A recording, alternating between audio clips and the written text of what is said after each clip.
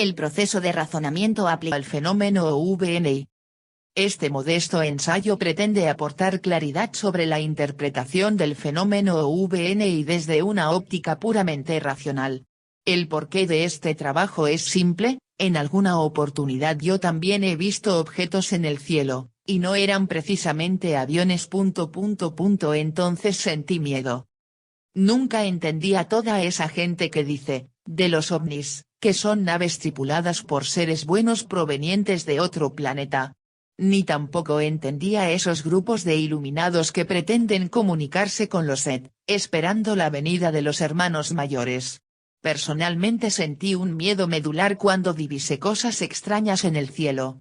Un miedo irracional, inconsciente. Este trabajo surgió como respuesta a mi propia interpretación del porqué de ese miedo.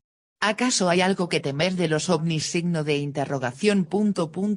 Depende, según cómo se vea.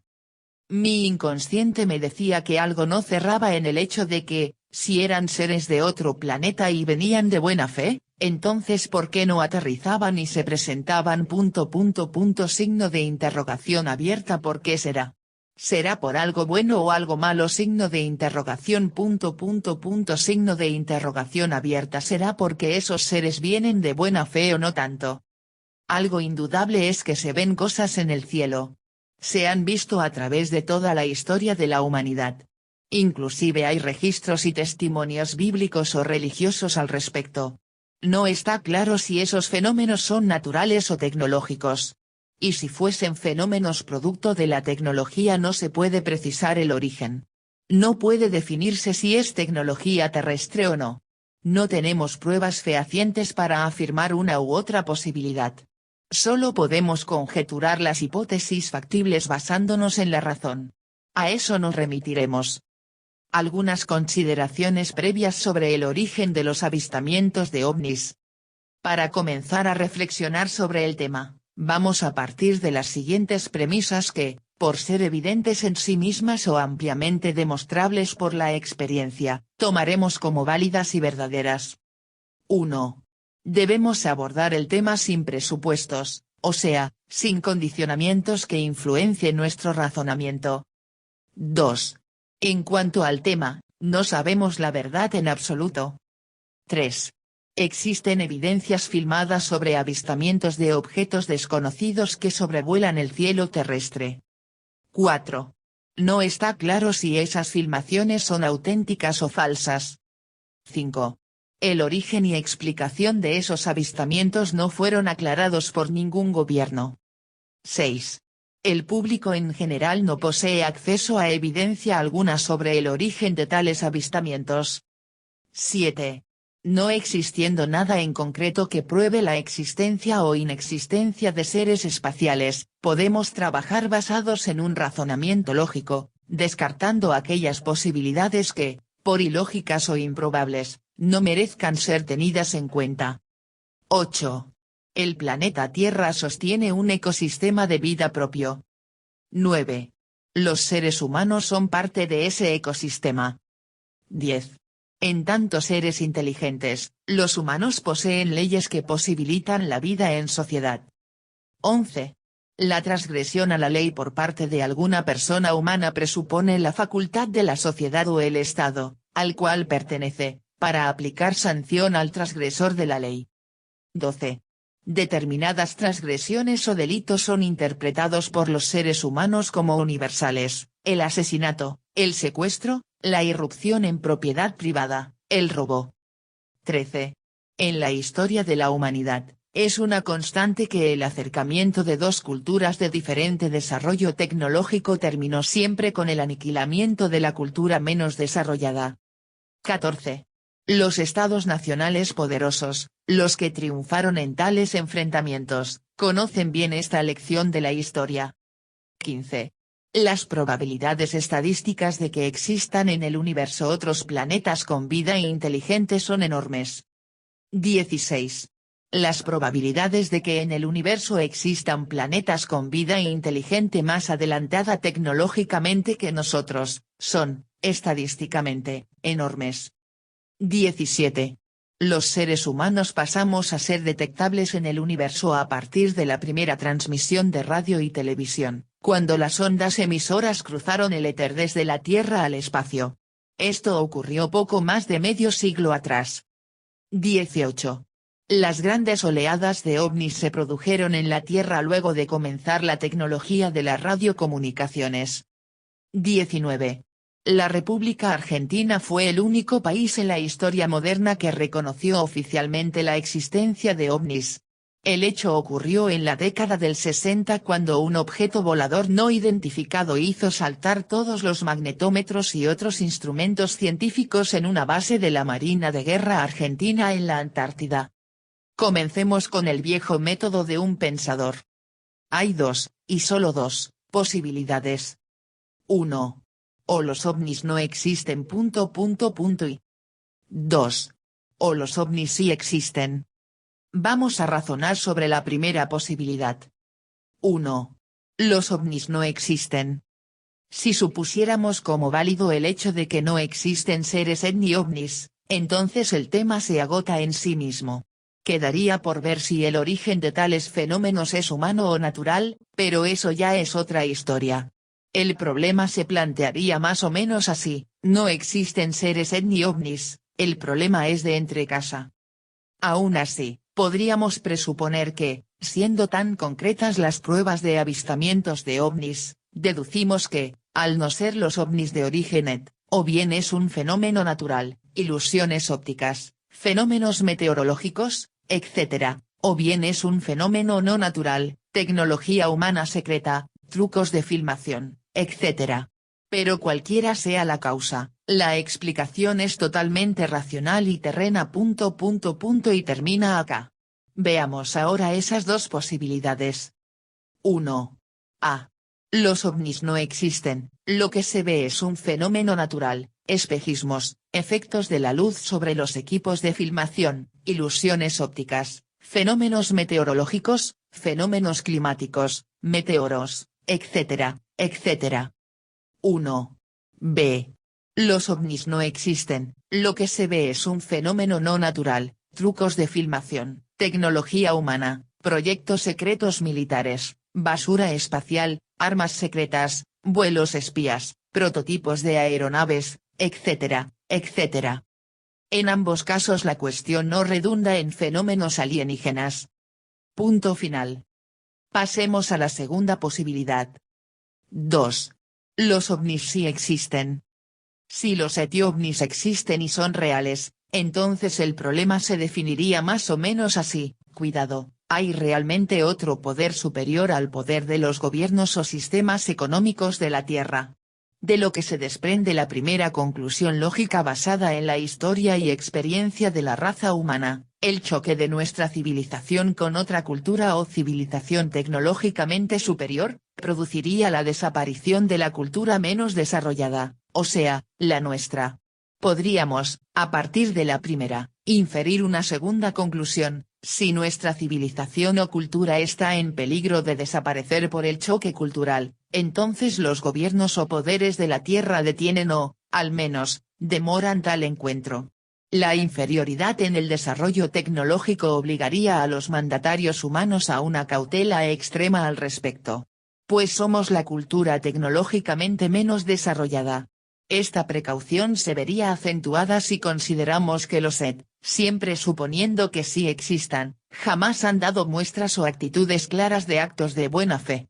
Sus conductas para con la raza humana dejan mucho que desear. Si no lo creen así, entonces piensen: los actos delictivos fueron y son delitos o crímenes en cualquier época de la historia y en cualquier civilización humana antigua o moderna. La intrusión en los espacios aéreos de países soberanos por parte de naves exteriores, es un agravio a los gobiernos mundiales. Este suceso, cuando se produce entre los seres humanos, es hasta un acto de provocación o de guerra. Esto se refuerza con el hecho de que los ovnis no dan señales de amistad o acercamiento. Al penetrar en la casa ajena, se debe llamar, pedir permiso y, si nos dejan entrar, entramos. De lo contrario, si entramos sin permiso, no somos más que intrusos, con todos los agravantes que estos actos poseen. Cuando uno viene y se ve en el cielo, no solamente se percibe una tecnología superior. Lo que también se ve, es que mi gobierno no le dio permiso para entrar, se ve que circulan sin autorización por los espacios aéreos de las naciones de la Tierra, que los estados nacionales no pueden impedir tales intromisiones exteriores, que ante la duda mejor no se los provoca, al menos hasta desarrollar una tecnología que permita tratarlos de igual a igual. También se puede inferir que, si los gobiernos no pueden impedirles el paso, tampoco nos pueden proteger de los ET. Podemos deducir de lo anterior que, o bien los ET son seres malvados de intenciones oscuras para con los humanos, o bien son seres de una constitución psíquica muy diferente de la nuestra, con otro tipo de moral. Por lo tanto, para lo que los seres humanos es un delito, para ellos no, o sí, según como se vea. No puedo explicar de otro modo el hecho de que, si en una civilización comparativamente menos desarrollada en tecnología como la nuestra, respecto a la de los ET, tanto el rapto, el secuestro, como así también la intrusión en territorios ajenos son delitos, ¿cómo es posible que los ET secuestren personas violando las soberanías nacionales y las leyes de los estados? Las sometan a sesiones de exámenes físicos contra su voluntad. Inclusive hasta derriben en ocasiones aeronaves terrestres en claros actos de hostilidad o de guerra. Si su civilización es superior a la nuestra, como lo demuestra la tecnología que poseen, saben y tienen bien en claro que lo que hacen con los humanos está mal. Algo se desprende de estas consideraciones, no obran en forma transparente ni vienen a la tierra de buena fe. Los gobiernos humanos hacen bien en precaverse de lo desconocido y de lo dañino. Si se está trabajando en forma secreta para alcanzar el nivel tecnológico de los ET, es muy prudente que se lo mantenga oculto. Razones de mismísima supervivencia de la raza humana así lo exigen. Si una nave humana penetrara en un planeta desconocido y descubriera una civilización con sus leyes propias. Primeramente darían a conocer el hecho a las autoridades terrestres pertinentes, luego, ¿no deberían presentarse ante aquellos seres? ¿Pedir permiso? ¿Mostrar actitudes transparentes? ¿Respetar la libertad de esas gentes? Signo de interrogación. Si no se hiciera así, estaríamos repitiendo viejas lecciones de historia humana, como la conquista de América. Sabemos lo que pasó en esa ocasión con la cultura más atrasada, desapareció. Por lo que lo anterior no solamente son suposiciones. Son hechos ciertos en la historia humana. Remitámonos nuevamente al viejo pensador, porque si suponemos que los ovnis existen, son reales, visitan nuestro planeta y sobrevuelan los cielos de la Tierra, entonces nos preguntamos, ¿por qué no se dan a conocer? Signo de interrogación. Hay dos posibilidades lógicas. A. No pueden, o B. No quieren. Analicemos ambas. 2. A. Los ovnis existen, visitan la Tierra, pero no pueden darse a conocer. En este caso, también hay dos posibilidades, no pueden. 2. A. 1. Por razones propias o 2. A. 2. Por razones ajenas. 2. A. 1. Los ovnis existen, visitan la Tierra, pero por razones propias no pueden darse a conocer. Sobre las razones propias que motiven a los ET a no darse a conocer a los seres humanos, solo podemos especular, aún así, podríamos definir dos posibilidades. 2.A.1a, razones de origen. 2. A.1b, razones de destino. 2. A.1a los ovnis existen, visitan la Tierra, pero por razones propias nacidas en el seno de su origen, no pueden darse a conocer. No olvidemos que, si los ET realmente existen, su origen desde una civilización tecnológicamente superior queda probado por el solo hecho de que ya están aquí. En tanto miembros de una raza más desarrollada que la nuestra, deben tener sus normas propias que regulen el contacto con los seres de otros planetas. Las normas que avalen tal conducta tendrían sustento en razones que probablemente podrían ser, éticas, legales, jurídicas, de seguridad, biológicas, etc. En este punto llegamos a la conclusión que vienen a la Tierra con consignas previas de no entablar contacto alguno con los terrícolas. Y no lo hacen, solo se limitan a observar y accionar. Luego plantearemos la cuestión de si esa conducta es cuestionable o no. Pasemos a la otra posibilidad. 2. A punto 1b. Los ovnis existen, visitan la Tierra, pero por razones propias nacidas en el seno de su destino, no pueden darse a conocer. En este punto, deducimos que, al llegar a destino, la Tierra, los ET se encuentran con poderosas razones de algún tipo que impiden a los ovnis entablar contacto alguno con los seres humanos.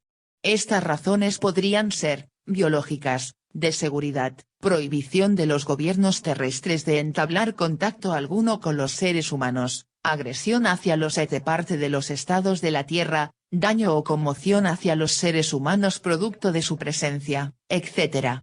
En todos esos casos la resultante es el no contacto entre civilizaciones planetarias. Pasemos al punto siguiente. 2. A punto 2, los ovnis existen, visitan la Tierra, pero por razones ajenas a ellos no pueden darse a conocer ni entablar contacto con los humanos. No podemos aclarar este punto sino con especulaciones. Las razones ajenas a los ET que les impidan a ellos entablar contacto con los humanos podrían ser, a modo de ejemplo, algún impedimento normativo de origen universal. Algún pacto interplanetario entre civilizaciones extraterrestres. Leyes de alguna hipotética federación que fundamenten la prohibición de entrometerse en los asuntos internos de otras razas, civilizaciones o planetas. La existencia de algún poder superior a ellos mismos que les impida entablar contacto. Prohibiciones universales. Aún así, nos preguntamos, ¿por qué nos visitan? Signo de interrogación. Se infiere que los ET saben que su intromisión en la Tierra sin autorización de los gobiernos locales es un delito, lo tienen bien claro ya que se escapan, ocultan y esconden de los humanos negando el contacto. Por lo tanto en esta posibilidad y, desde esta óptica, su ingreso a la Tierra no solo es una transgresión a las normas o leyes locales, sino a las suyas propias también. Veamos la siguiente consideración. 2. B. Los ovnis existen, visitan la Tierra, pero no desean darse a conocer. Este punto reviste importancia por cuanto, de ser cierta esta posibilidad, los seres humanos estaríamos frente a un peligro potencial. Si alguien, cualquiera sea, obra de buena fe en sus actos, no tiene reparos en manifestarse y darse a conocer, más aún, si de ingresar a casa ajena se trata. No es así en el caso de los ovnis.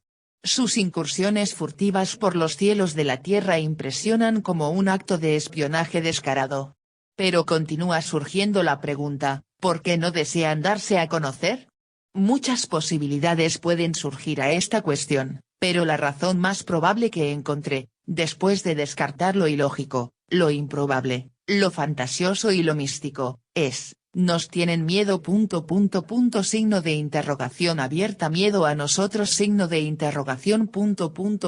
No, mejor sería decir pánico. Eso es, nos tienen pánico. Sólidos fundamentos me llevan a esta conclusión. Razones que ahora veremos.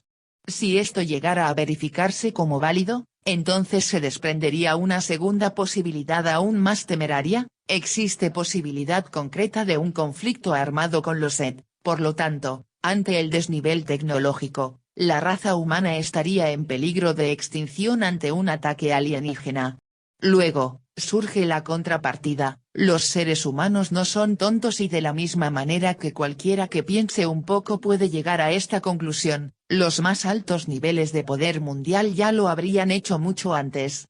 Por lo que, los hombres, hace tiempo se estarían armando y preparando en secreto para la confrontación. Los gobiernos líderes de la Tierra mantendrían cautela y reserva absoluta sobre el tema. Y deben hacerlo, pues nuestra supervivencia como raza estaría en juego. Veamos si podemos abordar el tema desde la razón. Los seres humanos nos levantamos de la nada por un proceso de selección natural llegando a erguirnos como la raza dominante en el planeta. Hemos pasado por los diversos estadios de evolución darwiniana hasta ser lo que somos. Esto implica, según las leyes de Darwin, que los seres humanos contemporáneos son el producto de incontables generaciones de hombres y mujeres producto de la selección natural. Los más fuertes y mejores adaptados al medio. Recién en el último siglo, los avances en la tecnología aplicada a la salud permitió salvar algunos miembros débiles, enfermos o mal conformados de la raza humana que, de lo contrario, habrían perecido sin dejar descendencia como señalan las leyes del gran científico inglés. Este fenómeno, el de la supervivencia de los individuos débiles, fue analizado por Malthus y reglamentado en sus leyes. Sostiene que la aplicación de la tecnología le permite al ser humano salvar las limitaciones que impone el ecosistema para el sostén de los individuos débiles o peor adaptados de cualquier forma de vida. Pero el fenómeno de la tecnología y revolución industrial es tan reciente para la historia humana que no supone un debilitamiento genético para el hombre. Somos, hoy día, los más y mejores adaptados al medio. Los más fuertes en su ascendencia y descendencia. Los más resistentes a las enfermedades. Los más dominantes y mejor preparados para afirmar su progenie. Los sobrevivientes de guerras y catástrofes. Los más aguerridos. Los mejores. Hemos evolucionado en una dirección determinada. Más aún, nos hemos convertido en raza guerrera. Desde los comienzos de la historia y civilización humana hemos hecho un culto de la guerra. Desde pueblos atrasados hasta civilizaciones avanzadas la han practicado. Hemos practicado la guerra en todas sus formas contra un único enemigo, nosotros mismos. No hay otro enemigo. No hay en el planeta otra especie contra la cual podamos guerrear. En estos mismos momentos varias guerras se están librando en el planeta. Gran parte de la economía mundial depende de que los hombres se maten en guerras. Cada estado, por más pequeño que sea, tiene un ejército listo para una guerra. En tiempos antiguos existían dioses de la guerra. No existe periodo de historia de la humanidad que no haya sido marcado por guerras. La guerra se libra tanto entre tribus como entre estados nacionales. Los más significativos adelantos y desarrollos tecnológicos del mundo moderno fueron pensados para ser aplicados en la industria bélica o de defensa. El estado natural del hombre es el de la guerra, aunque mal nos pese. Hemos conquistado territorios, domesticado los animales cuando no extinguido. Civilizaciones enteras cayeron por obra de la guerra contra otros seres humanos. Hemos doblegado a la geografía, avanzado en el desarrollo tecnológico, la informática. Llegamos a la etapa que nos sitúa frente a los portales del espacio exterior. Todo lo que está vivo en el planeta y no es humano vive también en los zoológicos que hemos creado, para observar a los no humanos, como objetos de curiosidad. Somos, como raza, guerreros y conquistadores. Más aún, recién en esta época las máquinas están complementando al hombre en la guerra. En la historia de la humanidad, es el propio hombre con su cuerpo y su persona quien va a la guerra. Arriesga su propia existencia en la guerra. Juega su vida. Y no le importa. Los ejércitos profesionales están formados por hombres que eligieron esa actividad. Porque les gusta. Aman la guerra. La guerra no es más que la expresión colectiva y social, de la naturaleza violenta individual del hombre. Me pregunto. Si yo fuera un ser de otro planeta, y observara lo que pasa en la Tierra. Signo de interrogación abierta. ¿Qué pensaría de los seres humanos? Signo de interrogación. Signo de interrogación abierta. ¿Querría contactarme con ellos? Signo de interrogación. Signo de interrogación abierta. ¿Tendría miedo o aprensión por esta raza? Signo de interrogación. Signo de interrogación abierta. ¿Me preocuparía si salen al espacio exterior? Signo de interrogación. Signo de interrogación abierta. ¿Confiaría en una raza que es capaz de atomizar con bombas nucleares a sus propios hermanos, invadirlos, quemarlos, exterminarlos con gases, hundirlos, lancearlos, masacrarlos con bombas o ametrallar a la cultura de la que forma parte? Desde una óptica simple, no es aventurado afirmar que, si yo fuera un miembro de una raza evolucionada y una civilización floreciente, tendría pánico de los seres humanos. Les temería. Lo peor que podría pasarme es pensar que existe la posibilidad de que una raza tan belicosa y dañina pudiera avanzar sobre el universo. Lo más probable que piense es que, si los humanos son capaces de hacerle todo eso a sus propios congéneres. Signo de interrogación abierta. ¿Qué no serían capaces de hacerme a mí? Signo de interrogación. Signo de interrogación abierta. ¿Qué cosa no me harían? Signo de interrogación. Si yo fuera un ET y descendiera en la Tierra. Signo de interrogación abierta. ¿No me robarían la nave los gobiernos de la Tierra para copiar la tecnología? Signo de interrogación. Signo de interrogación abierta. ¿No me encerrarían para estudiarme, sacarme secretos e información? Signo de interrogación. Signo de interrogación abierta. ¿No me harían la autopsia? Signo de interrogación. Signo de exclamación abierta. Claro que lo harían.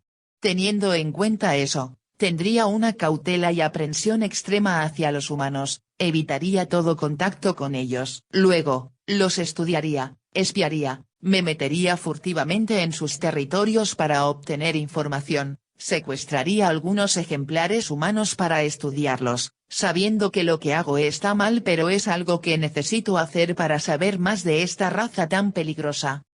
Los gobiernos de la Tierra estarían al tanto de estas actitudes concretas y guardan cautela sobre el tema. También, a su modo, recaban información sobre los ovnis, buscan pruebas, derriban naves espías, copian su tecnología, conservan cuerpos de ET para estudiar su morfología. El resultado es un espionaje desde ambas partes. Por tal motivo, de verificarse lo anterior, no es descabellado afirmar que los seres humanos se encuentran en un estado de preguerra frente a los ET. No lo sabe el público en general. Lo saben y manejan los más altos niveles de poder mundial. No puede alertarse a la población de la Tierra hasta no tener toda la información pertinente, porque eso provocaría quién sabe qué, la inmediata represalia de los ET al verse descubiertos. O el caos. O el pánico. O un crack en la economía mundial. Lo más probable es que eso lo sepan los más altos mandatarios de las potencias mundiales. Y aún no estamos preparados para enfrentarlos. Aún no poseemos la tecnología necesaria para efectivizar tal confrontación. Pero estaríamos en guerra. En guerra fría. Ya la frontera no es el muro de Berlín. Ahora la frontera, la línea roja, es el espacio exterior. El espacio vital. La raza humana encontraría su destino de grandeza en el cosmos. Ya no existen continentes para conquistar, mejor dicho, existen en el planeta Tierra, zonas geográficas todavía inaccesibles para la colonización humana. Por ahora. Como ser, los desiertos, el fondo del mar, la Antártida, las cadenas montañosas. Y ahora existe el desafío del espacio sideral. Como raza se hallaría un paradigma superior en el inconsciente colectivo de la humanidad, la conquista espacial. Cuando digo raza lo hago en término genérico y sin ninguna connotación racista hitleriana, me refiero a la raza humana como un todo. Los humanos se despegaron de la Tierra con el viaje a la Luna y la Estación Espacial Internacional. En este punto no sería imposible de pensar que, aunque los ET consideren nocivos los avances humanos al espacio exterior, el hecho concreto es que los hombres ya han avanzado sobre el universo. Colocaron satélites en órbita, mandaron sondas a Marte, habilitaron estaciones espaciales y visitaron la Luna. ¿Acaso los ET lo han permitido? Signo de interrogación. No me parece probable. Pienso que el motor de la historia no se detiene. Menos aún el de la historia universal, la historia del plan de Dios en la creación. El hecho es que ya ha ocurrido. Entonces. Signo de interrogación abierta. ¿Por qué aconteció sin enfrentamientos? Lo que parecería más oportuno mencionar es que, siendo los ET una civilización avanzada, ya han pasado por todos los estadios de evolución social que la humanidad todavía no alcanzó. Han superado etapas de diferencias internas y guerras. El desarrollo tecnológico les habría permitido avances inimaginables en sus estadios económicos y sociales. La globalización de su sistema y economía sería un hecho cierto y superado. Los estadios de moral y paradigmas de su civilización tendrían un sentido aún no vislumbrado por los hombres. Su reproducción sería selectiva. Es probable que, al mirar hacia atrás en su historia, vean con aprensión oscuras semejanzas con los seres humanos de hoy. Porque si hoy día están tan adelantados, es de suponer que alguna vez no lo estuvieron tanto. En algún momento de su historia y evolución habrían estado en etapas comparativamente atrasadas a la actual. Pero nada es perfecto. Ellos deben tener sus diferencias internas. No descarto que llegasen a contar con facciones opositoras a sus políticas más agresivas. Seres que no comparten la acción armada sobre nuestro planeta. Fuerzas políticas internas en ellos mismos que obrarían como dique de contención a los deseos de ataque a la Tierra. Movimientos pacifistas internos. Logias contrarias a las políticas de agresión. Organizaciones antibelicistas. Las posibilidades son muchas. Solo menciono algunas. Por otra parte, en cuanto a los problemas sociales que reinan en la Tierra, la conquista espacial permitiría a los humanos el desarrollo de nuevas relaciones sociales, nueva economía, un despegue tecnológico y económico sin precedentes. En la historia de la humanidad, el descubrimiento y conquista del continente americano consolidó la primera acumulación de capital que permitió iniciar el proceso de la revolución industrial y el avance del sistema capitalista. Fomentó el crecimiento de las naciones más avanzadas de entonces. ¿Por qué pensar que no sería de un efecto similar sobre la raza humana la conquista espacial? Pero también exportaríamos nuestras contradicciones al cosmos. Nuestros conflictos. Nuestras enfermedades, nuestra basura. Signo de interrogación abierta y nuestras guerras tal vez. Sí, como se prevé, el orden social y la economía mundial tiende hacia la globalización. ¿Por qué no puede inferirse que la conquista espacial sería un disparador de las globalizadas fuerzas económicas de los seres humanos? Un puntapié para el desarrollo industrial y tecnológico inimaginables. Una catapulta planetaria. Si existe una raza no humana en el espacio exterior. Un conflicto bélico con los Sith acentuaría ese proceso. La guerra contra otra civilización o raza sería un agente catalizador de la agresividad innata del ser humano. Y un motivo de unión y cohesión mundial de los gobiernos de la Tierra en la guerra contra los Sith. Un disparador del progreso de la humanidad y del crecimiento de su economía. Partiendo de esas consideraciones, una guerra interplanetaria no solo no sería malo para los humanos, sino que favorecería el crecimiento del Producto Bruto Mundial y marcaría el fin de las guerras entre los hombres. Lo que no es poco. Lo que también podría interpretarse como el fin de la historia tal como la conocemos. Los Sith, siempre teniendo en cuenta que sí existen, tendrían buenas razones para preocuparse de ello. Y de evitar el conflicto. En otro orden de cosas, el caudal de conocimientos e información que los seres humanos disponen actualmente es enorme. Tan enorme es, que hemos llegado a un punto en que ningún ser humano podría abarcar jamás la totalidad de conocimientos al alcance de la humanidad. Es más, ni siquiera la especialización más profunda en cualquiera de las innumerables ramas de la ciencia permitiría a un hombre alcanzar el todo en los conocimientos y saberes de la especialidad que elija. La vida temporal del hombre es demasiado breve en años como para abarcar todo el saber existente. Lejos quedó la época en la cual un individuo podía llamarse sabio o filósofo, ya que en él se encontraba todo el conocimiento que podía hallarse en su tiempo. Sócrates, Platón, Aristóteles, fueron sabios en su época, sabían todo lo que podía saberse en ese entonces. Su vida les alcanzó para estudiar todo lo que podía estudiarse en su época. Y encima les sobraba tiempo para meditar y filosofar acerca de sus conocimientos. Lo más destacable de esa situación era que, si un sabio de esos moría, era como si se perdiera todo el caudal de sabiduría y conocimientos existentes en ese momento. Salvo que tuvieran discípulos que los continuasen, cosa que ocurría en la práctica. Esos grandes sabios para su época. Signo de interrogación abierta pudieron haberlo sido en esta signo de interrogación. Signo de interrogación abierta pudieron haber sido Sócrates o Aristóteles, grandes sabios en todo el saber existente en la actualidad. Signo de interrogación. Lo dudo. No tendrían suficiente tiempo de vida para incorporar todo el conocimiento existente.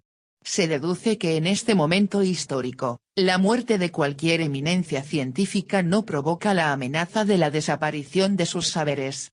El todo del conocimiento no se concentra en ninguna persona en especial.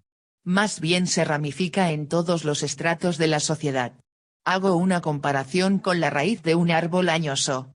A medida que profundizamos en las disciplinas y saberes, el conocimiento, la raíz, se abre y se ramifica.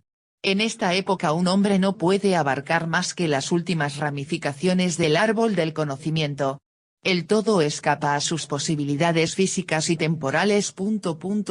Vivimos demasiado poco para ello. Por lo tanto, para el saber no somos imprescindibles.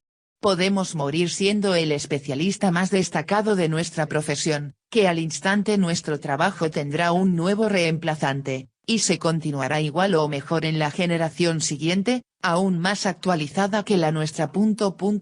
Más capacitada. Somos una sociedad donde todos ocupamos un nicho determinado por la cultura y la economía. Pero no somos imprescindibles. Podemos dejar de existir hoy mismo que un número enorme de individuos estaría en condiciones de ocupar nuestro puesto o nuestro lugar sin mayores dificultades. Un grupo étnico podría desaparecer, al igual que un país o un continente. Pero los conocimientos no se perderían. En ese aspecto llegamos a un punto de no retorno en los avances científicos y tecnológico. La universalización de la educación y la globalización de las comunicaciones implican un hito cultural en la humanidad. Desde aquí solo se puede avanzar, nunca retroceder. A la colmena de las abejas o las colonias de hormigas, se les debe exterminar en su totalidad para lograr extirparla. Pues la desaparición de un grupo de miembros no afectaría su desenvolvimiento. Aun si se mata a la reina, la propia colmena procura otra de inmediato. La raza humana ni siquiera tiene ese problema.